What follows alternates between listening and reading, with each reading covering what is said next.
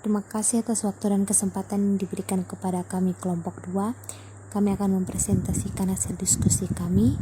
Tapi sebelum itu, kami akan memperkenalkan anggota kelompok kami. Yang pertama Rani Gianita Pajikana, yang kedua Novanti Korita Foli, yang ketiga Olivia Pramesti Polin, yang keempat Rutilda Tasekep, yang kelima Natalia Lewang, yang keenam Semri Benu. Untuk itu, waktu dan kesempatan saya berikan kepada pemateri pertama, Kak Rani Gianita Pajikana, untuk membawakan materi. Baik, terima kasih atas waktu dan kesempatan yang diberikan kepada saya. Sebagai pemateri pertama, saya akan menjelaskan materi tentang gaya. Apa itu gaya? Baik. Dari ilustrasi gambar ini dapat kita lihat batu yang melesat dari katapel, bola yang bergerak, sepeda yang tiba-tiba berhenti, berubah posisi, serta berubah bentuk. Apa yang menyebabkan semua ini terjadi? Ya, jadi dari ilustrasi ini dapat ditarik kesimpulan atau dapat kita artikan bahwa gaya adalah tarikan dan dorongan yang diberikan pada benda. Jadi, gaya dapat menyebabkan sebuah benda berubah, baik itu bentuk, posisi, kecepatan, panjang atau volume, serta arah. Berikut adalah jenis-jenis gaya. Jadi, jenis-jenis gaya dibedakan menjadi dua, yaitu gaya sentuh dan gaya tak sentuh. Gaya sentuh adalah gaya yang bekerja pada suatu benda dengan melalui sentuhan pada permukaan benda. Artinya, gaya yang terjadi merupakan gaya yang diakibatkan karena adanya persentuhan ataupun kontak langsung antara benda yang memberikan gaya dan benda yang dikenai gaya. Contohnya, gaya otot, gaya pegas, gaya gesek, dan lain-lain. Contoh dalam kehidupan sehari-hari mungkin saat menendang bola, saat bermain katapel, saat mengasah pisau ataupun mengamplas kayu. Yang kedua adalah gaya tak sentuh. Gaya tak sentuh adalah gaya yang bekerja pada benda tanpa menyentuh benda tersebut. Artinya, gaya yang terjadi tanpa adanya persentuhan atau kontak langsung antara benda yang memiliki gaya dengan benda yang dikenai gaya. Contohnya, ada gaya magnet, gaya gravitasi, gaya listrik. Contoh dalam kehidupan kita sehari-hari adalah saat magnet dapat menarik paku, buah mangga yang jatuh dari pohonnya, benda yang dilempar ke atas akan jatuh kembali ke bumi.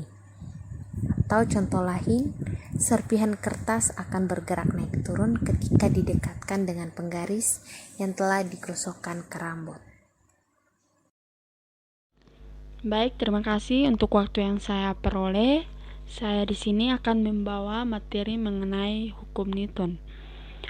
Hukum Newton 1. Hukum 1 Newton berbunyi, jika resultan gaya pada suatu benda sama dengan 0, maka benda yang mula-mula diam akan terus diam. Sedangkan benda yang mula-mulanya bergerak akan terus bergerak dengan kecepatan tetap. Contohnya pada gambar yang terpapar, ada sebuah mobil yang sedang berjalan.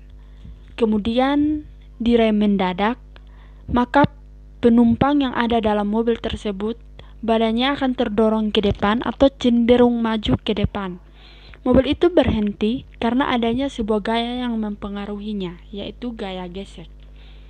Rumus yang digunakan agar kita dapat mengetahui seberapa besar hukum 1 Newton ini yaitu sigma F sama dengan 0.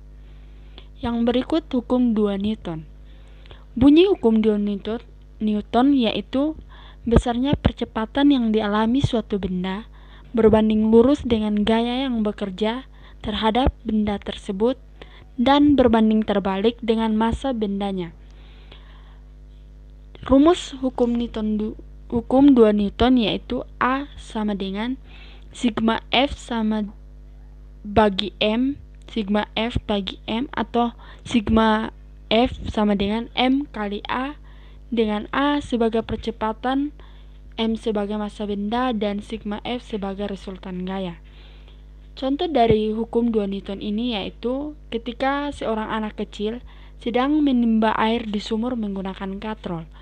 Tentunya pada kegiatan ini akan menimbulkan gaya akibat menarik tali yang dihubungkan ember berisi air tersebut melalui sebuah katrol. Yang berikut hukum 3 Newton. Hukum 3 Newton menyatakan bahwa setiap ada gaya aksi yang bekerja pada suatu benda, maka akan timbul gaya reaksi yang besarnya sama, tetapi arahnya berlawanan. Contoh hukum 3 Newton yaitu kaki dan tangan penyelam mendorong air ke belakang, maka akan terjadi gaya aksi, sehingga badan penyelam akan terdorong ke depan sehingga dapat disebut dengan gaya reaksi. Sekian materi dari saya, terima kasih.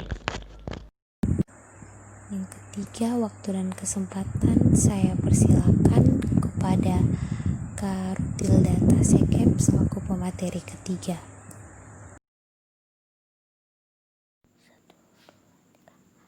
Oke, baik. Terima kasih untuk waktu dan kesempatan yang saya peroleh. Saya selaku pemateri 3 atas nama Rutilda Tasekep, saya akan mengulas materi pembahasan mengenai bentuk-bentuk energi dan perubahannya. Nah, seperti yang kita ketahui, energi bersifat kekal, artinya energi tidak dapat diciptakan maupun dimusnahkan. Nah, selama jutaan tahun, energi hanya berubah bentuk dari satu bentuk ke bentuk lainnya. Oleh manusia, energi diubah bentuknya untuk meringankan pekerjaan sehari-hari. Nah, dari definisi tersebut, saya mempunyai 3 penjelasan singkat yang mungkin akan mengantar kita apa energi itu. Yang pertama, energi adalah kemampuan untuk melakukan kerja. Yang kedua, energi bersifat kekal, artinya energi tidak dapat diciptakan atau tidak dapat dimusnahkan. Dan yang ketiga, energi juga disebut tenaga. Semakin banyak kamu bekerja, maka semakin banyak tenaga yang kamu keluarkan. Untuk contohnya seperti televisi. Televisi mengubah energi listrik menjadi energi cahaya dan bunyi. Atau contoh kedua, kompor. Kompor akan mengubah energi kimia ke dalam bentuk energi gas. Dan minyak goreng yang akan diubah oleh kompor menjadi energi panas untuk memasak. Nah, ini merupakan hal-hal sederhana yang ada di dalam kehidupan kita sehari-hari yang tanpa kita sadari semuanya itu dapat dijelaskan secara logis melalui ilmu pengetahuan. Slide berikut. Bentuk-bentuk energi. Seperti yang kita ketahui ketika kita mempelajari tentang energi, maka ada bentuk-bentuk energi. Nah, bentuk energi yang pertama adalah energi kinetik. Energi kinetik atau energi gerak adalah energi yang dimiliki oleh benda bergerak. Ya. Misalnya seperti air yang mengalir atau angin yang bertiup. Bisa dimengerti? Dan yang kedua adalah energi potensial. Energi potensial adalah energi yang tersimpan dalam suatu benda. Contohnya, busur dan anak panah. Energi itu tersimpan dan baru akan dilepaskan saat anak panah dilepaskan dari busur. Yang ketiga adalah energi listrik. Energi listrik adalah energi yang dihasilkan oleh arus listrik. Contohnya, lampu, kipas angin, setrika, dan banyak hal lainnya yang ada dalam kehidupan kita setiap hari. Berikut adalah energi kimia. Energi kimia adalah energi yang dihasilkan dari proses kimia. Contohnya seperti baterai yang dapat menghasilkan energi cahaya atau suara. Yang berikut adalah energi nuklir. Energi nuklir ini dihasilkan dari hasil reaksi nuklir. Daya energi nuklir merupakan penggunaan terkendali reaksi nuklir guna menghasilkan energi panas. Energi panas ini nantinya akan digunakan untuk pembangkit listrik. Penggunaan daya nuklir guna kepentingan manusia saat ini masih terbatas pada reaksi fisi nuklir dan peluru radioaktif. Nah, berikut adalah energi pegas. Yang terakhirnya adalah energi pegas. Energi pegas adalah energi yang dimiliki oleh benda yang memiliki potensial atau benda yang elastis, yang mempunyai potensi. Nah, energi pegas ini mencakup semua benda yang lentur dan memiliki energi pegas. Contohnya, pegas, trampolin, busur, serta katapel. Contoh gaya pada energi pegas yaitu ketika seorang anak melepaskan busur dari anak panahnya. Ketika seseorang melepaskan busur dari anak panahnya, maka gaya pemulih pada pegas akan sebanding atau berbanding lurus dengan penambahan panjang yang dimiliki. Berikut adalah perubahan energi. Energi dapat berubah dari satu bentuk ke bentuk lainnya. Seperti energi kimia dapat diubah menjadi energi gerak. Energi gerak dapat diubah menjadi energi panas. Energi kimia dapat diubah menjadi energi cahaya.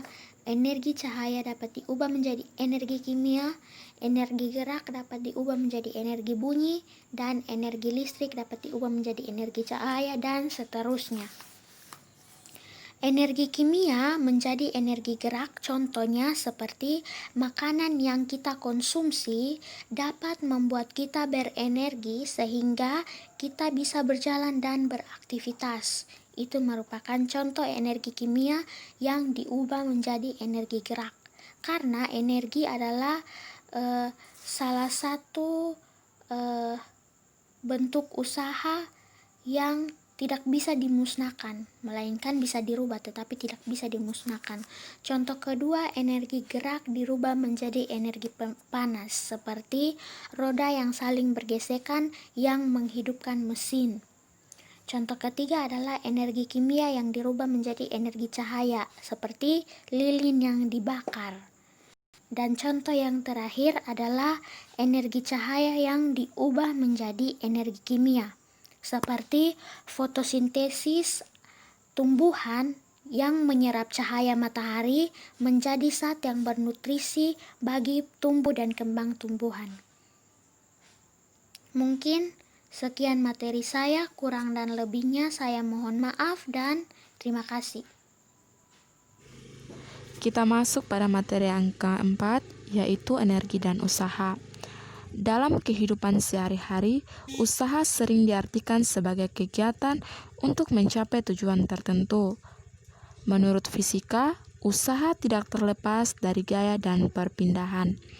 Bila gaya bekerja pada sebuah benda, sehingga benda berpindah selama gaya bekerja, maka gaya tersebut melakukan usaha. Kita dapat melihat contoh daripada usaha, yaitu salah satunya misalnya ketika kita mendorong meja, kemudian meja berpindah, berarti kita telah melakukan usaha. Usaha secara matematis dapat dirumuskan sebagai berikut. W sama dengan F dikali S, di mana W adalah usaha dengan satuan joule, F adalah gaya, satuannya Newton, S perpindahan benda, satuannya meter. Kemudian, lalu apa hubungan energi dan usaha? Hubungan antara energi dengan usaha dapat tergambar dalam beberapa peristiwa.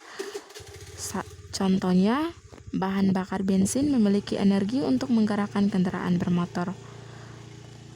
Usaha pada dasarnya sama dengan perubahan energi yang terjadi. Oleh karena itu, satuan usaha sama dengan satuan energi, yaitu Joule atau J. Pesawat sederhana. Pesawat sederhana adalah alat mekanik yang dapat mengubah arah atau besaran dari suatu gaya. Jenis-jenis pesawat sederhana. A. Pengungkit atau tuas merupakan salah satu alat pesawat sederhana yang dapat digunakan untuk mengungkit, mencabut, atau mengangkat benda, contohnya linggis, kayu, dan lain-lain. Yang kedua, katrol. Secara garis besar, katrol dibagi menjadi dua bagian, yaitu yang pertama, katrol tetap. Katrol tetap adalah katrol yang porosnya dipasang di suatu tempat yang tetap sehingga tidak dapat dipindah saat digunakan. Katrol tetap biasanya ditemukan di dalam kehidupan sehari-hari, contohnya pada tiang bendera dan sumur timba. Yang kedua, katrol bergerak.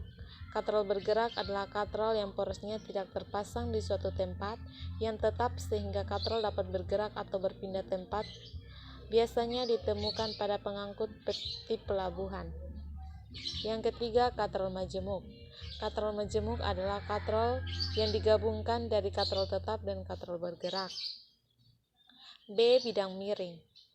Merupakan alat yang digunakan untuk mempermudah memindahkan benda dari tempat yang rendah ke tempat yang lebih tinggi. Contohnya pisau, tangga, paku, mata kapak, sekrup, atau baut, linggis, jalan yang berbelokan. Sekian dan terima kasih.